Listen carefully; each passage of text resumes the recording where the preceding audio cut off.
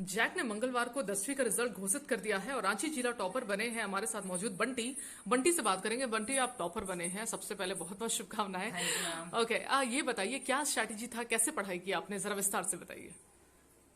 मेरी स्ट्रैटेजी यही थी कि किसी भी टॉपिक को छोड़ना नहीं है।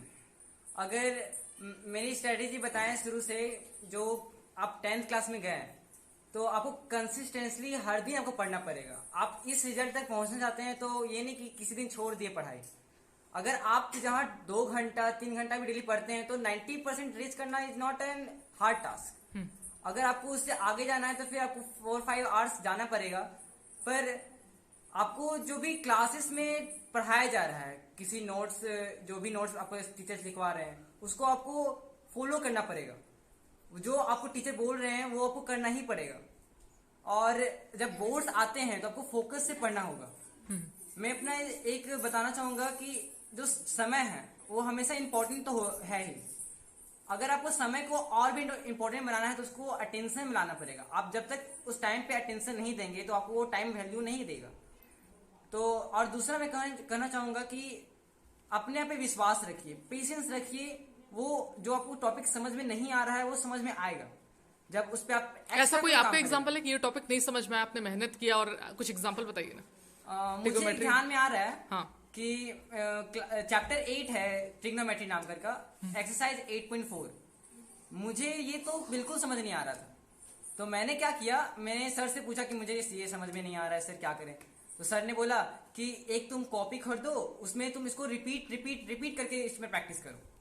तो मैंने उसी तरह किया, एक रजिस्टर टाइप का कॉपी खरीदा और उसमें मैंने एक्सरसाइज 8.4 को मीन्स पूरा कॉपी भर दिया करीबन 10 दिन के अंदर में।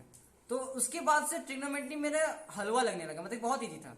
उसके बाद से मैंने बोर्ड में बता रहा हूँ, बोर्ड में मैंने जितने भी क्वेश्चन ट्रिग्नोमेट्री से आए थे उसको मैंने कर दिया और उसके अलावा छोड़ दिया क्योंकि मैं सबसे पसंदीदा चैप्टर बन चुका था अभी वो। ओके, आगे चल के क्या बनना चाहते हैं? आगे मैं भी साइंस फील्ड में कुछ करूंगा।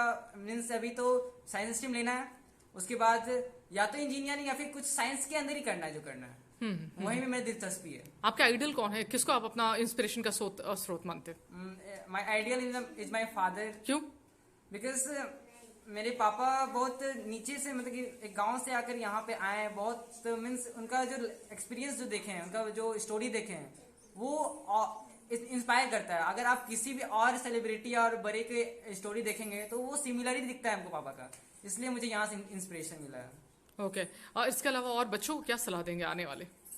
आगे वाले बच्चों को यही देंगे कि अपने आप पे बिलीव रखिए। अगर कोई कर रहा है तो वो भी वही मेहनत किया होगा।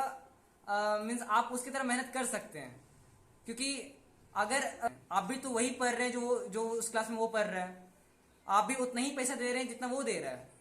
तो सब कुछ इक्वल है, तो बस क्या अनइक्वल है क्योंकि आपका मेहनत अनइक्वल है। तो उसको जहाँ इक्वल करना है तो आप अपने पे खर्च करिएगा तो वो हो जाएगा जो